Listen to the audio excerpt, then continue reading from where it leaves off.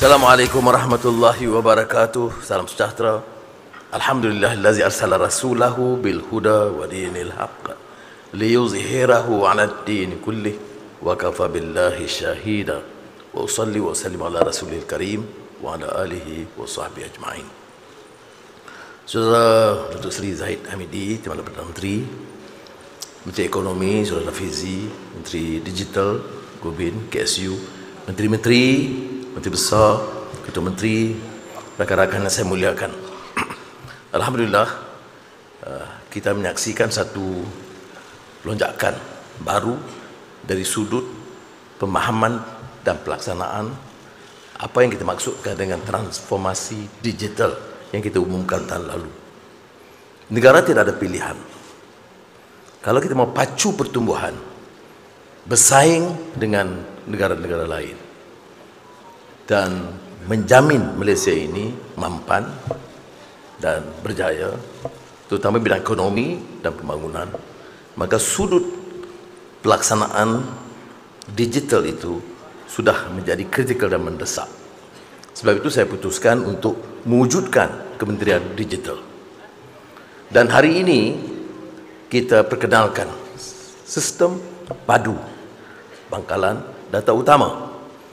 Kerana seperti dijelaskan oleh Saudara Rafizi sebentar tadi, pertama, dia selaras dengan pendekatan dan dasar digital, transformasi digital. Kedua, menjamin supaya manfaat dan kemudahan itu dinikmati oleh orang yang berhak menerimanya. Dan tentunya dengan cara yang sedemikian, mengurangkan kos, mengurangkan ketirisan. Dan contoh telah diberikan. Bila disebut penyasaran subsidi, dia tak dapat dilaksanakan dengan berkesan tanpa pendekatan padu dan transformasi digital yang kita sebutkan. Ya. Kerana belanja oleh kerajaan umumnya, termasuk dalam beberapa perkiraan perbelanjaan dalam semua bidang dan kementerian, untuk membantu rakyat miskin, terutama di desa, pedalaman, nelayan, petani, pekebun kecil, pekerja bandar, itu mencecah sehingga 22 bilion ringgit.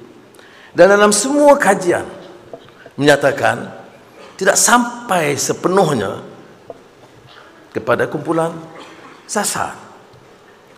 Subsidi yang diberikan oleh kerajaan diperkirakan dengan nilai ringgit sekarang itu mencecah hampir 80 bilion ringgit. Dan tidak mungkin Malaysia bertahan mengurus kewangan belanjawan negara kalau hal-hal ini tidak dapat diperbaiki. 80 bilion ringgit itu kalau sampai kesemuanya kepada rakyat, satu hal. Tetapi seperti yang kita tahu, 3,5 juta bukan warga negara memperoleh manfaat, yang juga tentunya kalau dikumpul semuanya mencecah lebih 10 bilion ringgit. Kemudian penyasaran subsidi tanpa pendekatan digital, termasuk padu ini utamanya, itu akan menyebabkan golongan yang maha kaya, ada orang tidak suka istilah maha kaya ni, tak apalah itu ya, tapi golongan ini mendapat manfaat. Contohnya pendekatan yang dilakukan oleh Kementerian Sumber Asli baru ini tentang penyasaran subsidi elektrik. Elektrik itu subsidi, istilah subsidi itu sedekah, bantuan kepada orang yang memerlukan. Tetapi amalan Malaysia tahun demi tahun tak pernah tukar bahawa sedekah atau subsidi ini diberi kepada semua rakyat dan bukan warga negara. 3,5 juta bukan warga negara dan rakyat yang paling kaya dalam di Malaysia ini, yang umumnya menggunakan elektrik jauh lebih tinggi daripada rakyat biasa. Maka insya-Allah dilaksanakan sudah tahun ini, dan hasilnya mengikut unjuran penjimatan lebih 4 bilion ringgit kerana subsidi tidak diberikan kepada golongan maha kaya dan subsidi tidak diberikan kepada warga asing. Jadi kita jimat 4 bilion hanya dari segi elektrik. Sebab itu bila dibantah oleh setengah kalangan, saya tanya, yang bantah ini kamu nak pertahankan siapa? Nak pertahankan warga asing? Nak pertahankan golongan paling kaya? Kerana yang masih menerima subsidi ini 85% rakyat yang tidak terima subsidi. Bukan naik kadar, bukan naik cukai atau tarif, hanya menarik balik subsidi kepada golongan yang paling kaya. Tetapi insentif lain diteruskan. Kita mau pelaburan masuk, dan alhamdulillah sepanjang tahun lalu kita lihat peningkatan, lonjakan pelaburan sangat tinggi. Ini terkait dengan apa yang disebutkan tadi oleh saudara Rafizi, iaitu kerja ini kerja pasukan. Padu Kementerian Ekonomi, DOSM, ya, dan semua kementerian yang harus memberikan sumbangan, ya, dan kerjasama selain mampu. Pelaburan yang boleh bercecah jumlah yang begitu tinggi, 300 bilion ringgit, itu kerana peranan MITI, peranan kementerian luar, peranan kementerian lain yang memberikan penegasan keyakinan tentang dasar. Dan dasar ini termasuk transisi tenaga ataupun peralihan tenaga. Tidak boleh bergantung kepada pendekatan dan dasar lama yang disebut energy transition. Dasar mengenai digital transformation, transformasi digital yang telah kita perkenalkan dan jelaskan. Dan kemudian pelan perindustrian yang melakukan anjakan dari pendekatan lama mengikut sektor kepada mission based. Dan ini sudah dilihat oleh pelabur-pelabur. Mereka tahu pertamanya sistem politik yang kian stabil setelah Sheraton, Dubai dan segala macam.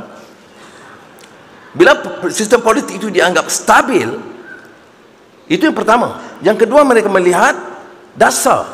Ada tidak ambil disebut clarity, penjelasan tentang dasar-dasar kita. Jadi sebab itu kebanyakan pelabur boleh datang. Kalau bidang sektor tenaga, dia baca dulu plan kita tentang transisi tenaga. Kalau tentang digital, termasuk Elon Musk baru-baru ini, Jason dari Nvidia dan Infineon, itu dia baca dulu pendekatan kita tentang transformasi digital, plan perindustrian, dan tentunya ekonomi madani. Dan ini membantu. Siapa yang persiapkan itu seluruh jentera kerajaan.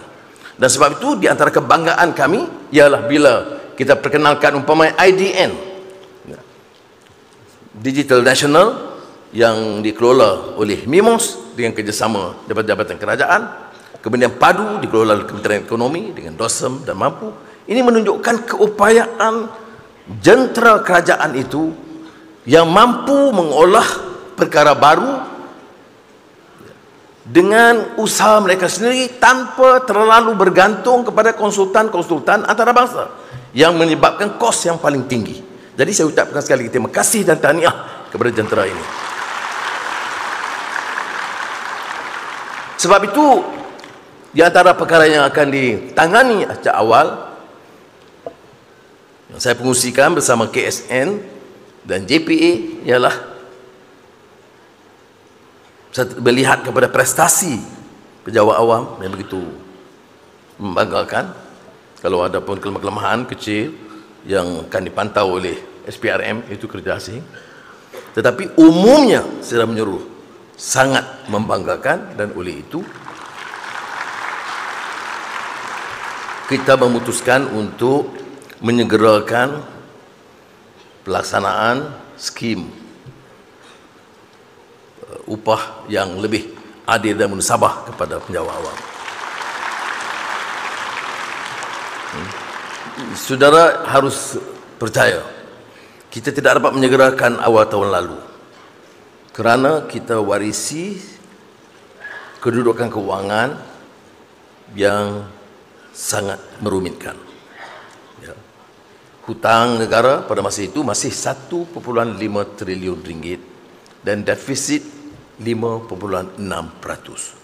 Kita alhamdulillah dengan kerjasama semua pimpinan, jemaah menteri, ketua-ketua setiausaha dan seluruh kementerian dan agensi dan sektor swasta, kita dapat kurangkan menjadi 5%. Maknanya kalau kita ada fokus yang jelas dan komitmen iltizam untuk melaksanakan dengan baik, itqan fil amal, dengan cekap dan dengan kesungguhan.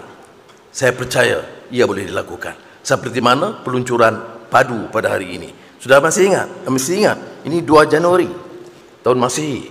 Maknanya semasa kebanyakan kita ambil waktu untuk cuti sedikit.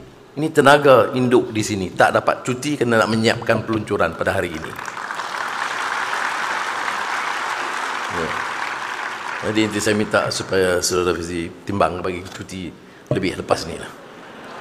Dengan syarat pelaksanaannya itu kemas betul-betul. Jangan cuti awal sangat. Jadi ada keistimewaannya. Ya. Kita betul, saya sebut tadi Datuk Seri Zahid dalam ucapan dia sebut tentang melabuh tirai tahun lalu, dan kita mula dengan lebih yakin tahun ini melaksanakan dasar yang kita telah umumkan. Maknanya, saudara, dia menuntut kerja yang bersungguh-sungguh. Saudara, kita nak bangunkan ini bukan saja padu. Kita bangunkan ini sistem negara yang lebih canggih, yang mampu bersaing. Dia memerlukan suatu tekad yang baru. Dan jangan tolak ansur. Kerana tanpa padu, terlalu banyak ketirisan. Tanpa padu, pelaksanaan berkesan, terlalu banyak kebocoran dan penipuan. Kalau tidak ada sebab mengapa masih ada kelompok yang dianggap miskin dalam negara kita. Kalau belanja bantu orang miskin itu 22 bilion dan subsidi itu 80 bilion ringgit. There's something wrong somewhere. Pendekatan kita ini di antara kaedah untuk memperbaikinya. Dan dari segi tekad kita, saudara percayalah. Saya syukur alhamdulillah kita punyai satu pendirian dalam kerajaan perpaduan untuk jelas dengan dasar-dasar yang saya mulakan dulu dengan tata kelola dan melawan rasuah dengan sungguh. Dia saya ucap tahniah akan kegigihan umpamanya SPRM untuk bertindak tanpa mengira siapa. Dan alhamdulillah kita telah catat kesungguhan kita yang jarang dapat berlaku dalam mana-mana negara, apalagi negara membangun dan negara di dunia. Tindakan diambil terhadap tokoh-tokoh yang dianggap terlepas daripada apa saja bentuk penyiasatan dan tindakan. Kamu curi dana negara, kamu punggah kekayaan negara, sama ada kamu Perdana Menteri, Menteri Keuangan, Menteri-Menteri, kamu ingat, kita terpaksa bertindak dengan tegas untuk menyelamatkan negara ini. PDRM bulan lalu mencatat satu lagi tindakan dan kejayaan, kerana kita semua bicara tentang dadah.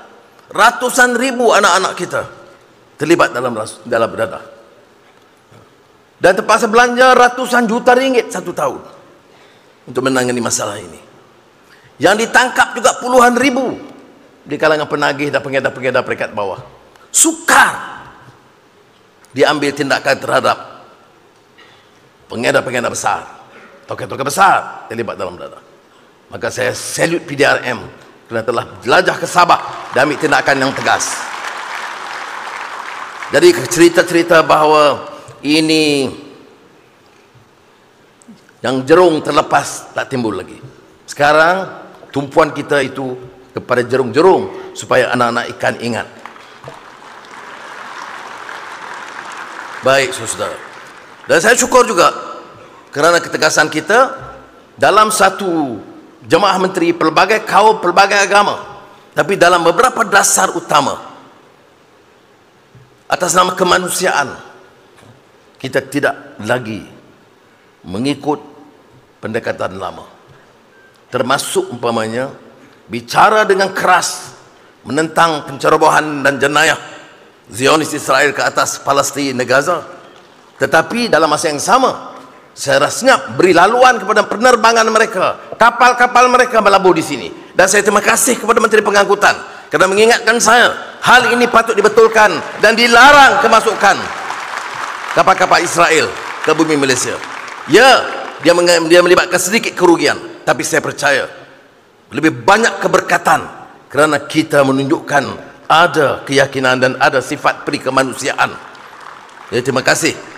Saya sebut kepada saudara Anthony Loke kerana dia yang pertama mengingatkan saya apakah harus kita teruskan dengan dasar yang dibuat pada tahun 2002 dulu, iaitu membenarkan. Saya kata ini aneh. Tidak mungkin satu negara yang merdeka dan berdaulat, yang punya peri kemanusiaan, yang benci dengan kezaliman dan pembunuhan anak-anak, boleh biarkan mereka berleluasa tanpa tindakan. Kita tidak ada kekuatan lebih dari itu, tetapi sekurang-kurangnya kita ada kesungguhan dan menunjukkan tekad untuk membetulkan keterlanjuran yang berlaku dahulu. Terima kasih kepada rakan-rakan saya dalam Jemaah Menteri. Jadi saudara, kita luncurkan pangkalan data utama padu ini. Dengan akui penyelarasan itu perlu diteruskan, dan seperti mana ditekankan tadi, baik pulih, dipantau dengan teliti. Malah saya dalam mesyuarat Jemaah Menteri saya minta supaya KSN juga bantu pantau supaya pelaksanaan itu benar-benar dapat mencapai matlamat yang diidam-idamkan. Saudara, hari ini kita luncurkan suatu pendekatan apps yang baru, yang sangat penting. Ia bukan soal menjamin saluran subsidi itu sampai, tetapi ia menunjukkan keupayaan kita dan penyertaan masyarakat keseluruhannya. Satu perkara yang saya terlepas tadi, iaitu bila kita bicara soal transformasi digital, ini peringatan kepada saudara Gobin, ya, kerana seringkali tertinggal golongan miskin bandar di pendalaman, di desa. Kesenjangan lebih melebar. Tujuan kita mengurangkan kesenjangan. Bila pendekatan digital, kesenjangan lebih melebar. Dan kaedah diperkenalkan oleh padu ini ialah secara tidak langsung memaksa setiap warga negara faham tentang transformasi digital dan menggunakan sistem padu. Dengan sendirinya kita ada pencerahan kecelekan budaya dan kecelekan digital. Terima kasih. Wassalamualaikum warahmatullahi wabarakatuh.